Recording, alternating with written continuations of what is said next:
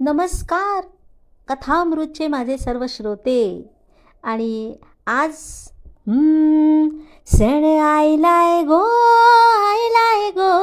नारळी पुनवेचा, मनी आनंद Maven कोल्यांच्या दुनियेचा. ओळखलं का आपण कोणत्या विषय घेऊन आलोय? अगदी बरोबर, नारळी पौर्णिमा. तर आपण नारळी पौर्णिमेबद्दल आज आपण बोलणार आहोत. नारळी पौर्णिमा हा एक खूप महत्त्वाचा सण आहे, जो श्रावण महिन्यातील पौर्णिमेला साजरा केला जातो.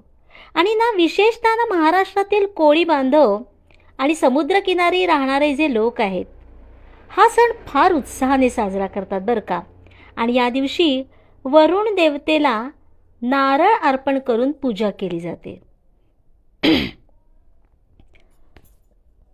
आता पौर्णिमा, नारळी पौर्णिमा.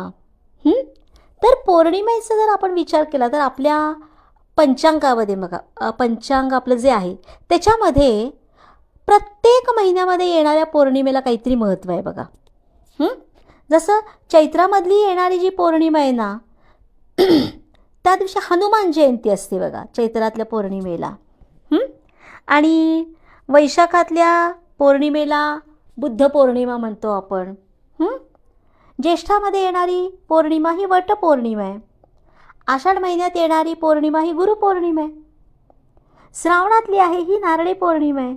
आश्विन महिन्यात येणारी आहे ती नवान्न पौर्णिमा आहे. कार्तिक महिन्यात येते ती त्रिपुरी पौर्णिमा आहे. मार्गशीर्षात येते ती दत्तात्रय जयंती येते त्यावेळेला. पौष महिन्यात येते ती शाकंभरी पौर्णिमा आहे. फाल्गुन महिन्यात येते ती होळी पौर्णिमा आहे. तर प्रत्येक महिन्यामध्ये, जवळजवळ प्रत्येक महिन्यामध्ये येणाऱ्या पौर्णिमेचं काहीतरी महत्त्व आहेच. तर आज आहे नारळी पौर्णिमा बरं का.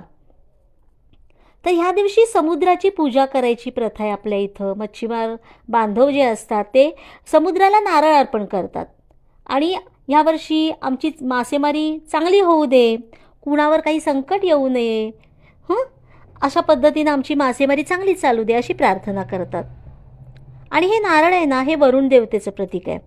आणि या दिवशी समुद्राला नारळ अर्पण करून त्याची कृपा मिळवण्याचा प्रयत्न केला जातो. तर काही ठिकाणी या दिवशी भगवान शंकराची आराधना पण केली जाते बरं का. कारण नारळाला शंकराच्या त्रिनेत्राचे प्रतीक मानले जाते. तर ही पौर्णिमा नारळी पौर्णिमा बघा. नारळाचं महत्त्व. नारळाला श्रीफळ पण म्हणतात ना. आणि सगळ्या पूजेमध्ये नारळ लागतोच. नारळाच्या झाडाला कल्पवृक्ष म्हणतात. नारळ हे एकमेव असं फळ आहे की या फळाचं बी फळापासून वेगळं नाही. जनरली आपण बाकीची फळं बघतो ना, तर त्याच्यामध्ये बी असतंच बघा. पण नारळामध्ये बी आपल्याला दिसत नाही. बी हे फळापासून वेगळं नाही आहे. नारळाच्या आतील बीला कोंब फुटून बाहेर येतो. कोंबासकट नारळ जमिनीत पुरतात. जीव आणि शिव यांचं मिलन झालेलं असतं म्हणून श्रीफळ म्हणतात. मानवाच्या कवटीसारखा आकार असतो ना नारळाचा. बुद्धी नारळा एवढी आहे, नारळ देवापुढे ठेवतो. म्हणजे माणसाचा शिर म्हणजे नारळ. शिर देवापुढे टेकवावयाचे, देवाला शरण जायचे. देवापुढे नारळ वाढवायचा. माणसाच्या मनातील, डोक्यातील षड्रिपू, वाईट वासना या फोडून टाकायच्या. या अर्थानं शुद्ध, पवित्र, मंगलमय अंतःकरणाने नारळाचा प्रसाद घेऊन आपण घरी जातो. करवंटी हे निस्संगाचं प्रतीक आहे. नारळाच्या वरच्या बाजूला कठीण आणि जाड कवच असतं ना ते. तर या कवचातून आपण बोध काय घ्यायचा की परिश्रम केल्याशिवाय, म्हणजे कवच फोडल्याशिवाय आतील खोबऱ्याचा शोध लागत नाही. नारळाची करवंटी काय सांगते की कठीण समय आला तरी डळमळून घाबरून जाऊ नका. कार्य करणे थांबवू नका. यश आत दडलेले आहे. प्रयत्नांती परमेश्वर.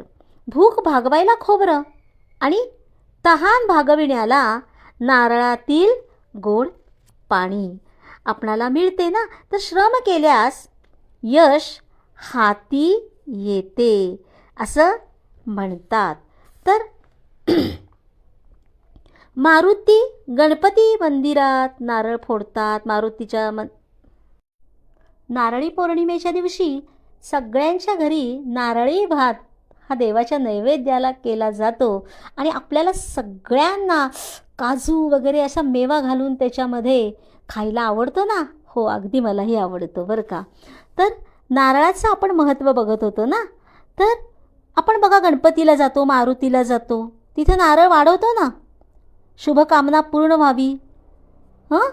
म्हणतो ना, देवा माझी एवढी इच्छा पूर्ण होऊ दे, तुला नारळ वाढवतो.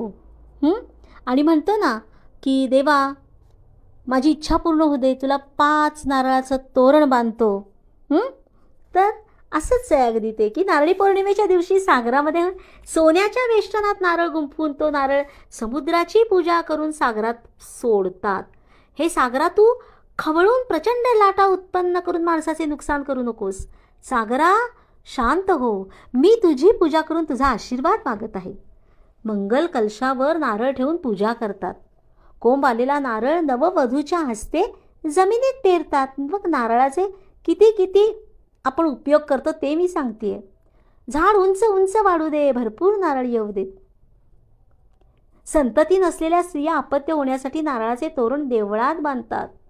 बाळाचे नामकरण समारंभ करताना प्रथम कुंचित नारळ ठेवतात. बारसं असतं ना बाळाचं, प्रथम कुंचीमध्ये नारळ ठेवतात. वरवंटा कुंचित बांधून ठेवतात. मग बाळाला पाळण्यात ठेवतात. बाळ नारळाच्या झाडाप्रमाणे उंच उंच वाढू दे, आयुष्य भरपूर मिळू दे, हा त्या पाठीमागील भाव असतो. अगदी म्हणजे कृष्ण जयंती, कृष्ण जन्माष्टमी असते ना, राम जन्मकाळ असतो, दत्त जयंती असते, त्यावेळी पण कुंचित नारळ गुंडाळून पाळण्यात ठेवतात. दहीहंडी आता श्रीकृष्ण जन्माष्टमी जवळ आली आहे. दहीहंडी असती ना, त्याच्यावर त्या हंडीवर नारळ ठेवून टांगून ठेवतात बघा ती हंडी. तर भरपूर पैसा मिळवून देणारे हे फळ आहे. कल्पवृक्ष, जे जे मागू ते ते सर्व देतो, असा हा कल्पवृक्ष आहे नारळ म्हणजे. नारळाच्या झाडाचा खूप उपयोग होतो. झावळ्यापासून मंडप, शेड, झोपड्या बनवतात. झावळ्यांच्यापासून त्या काड्यांच्यापासून केरसुण्या बनवतात. शेंडीपासून काथ्या बनवतात. आणि अगदी अगदी म्हणजे औषधी उपयोग आहेत त्याचे. शोभेच्या वस्तूसुद्धा बनवतात बघा. आणि स्वयंपाकघरात तर वापरतोच. खोबऱ्यापासून तेल काढतात. डोकं ठणकायला लागलं ना, उष्णता वाढली की जरा माथ्याला चोळून घेतो, तळपायाला चोळून घेतो ना तेल, खोबरेल तेल. तर किती किती किती उपयोग आहेत या खोबऱ्याचे. असे हे अनेक उपयोग होत असल्यामुळे या नारळाच्या वृक्षाला कल्पवृक्ष म्हणतात. आज नारळी पौर्णिमा असल्यामुळं नारळाचं महत्त्व थोडंसं तुम्हाला सांगण्याचा प्रयत्न केला. तर सगळ्यांनी छान असा नारळी भात करा बरं का आज. हो, चला, आणि एकमेकांच्या घरी जाऊन शेअर पण करा. माझा नारळी भात कसा झाला आहे, तुझा कसा झाला आहे, आम्हाला पण दिलं तरी चालेल बरं का टेस्ट करायला. ठीक आहे, आता आपण इथंच विश्रांती घेऊ आणि पुढच्या कथेमध्ये पुढच्या भागात भेटू. तोपर्यंत आज्ञा द्या. आणि हो, चॅनलला सबस्क्राईब, लाईक करायला विसरू नका बरं का. नमस्ते.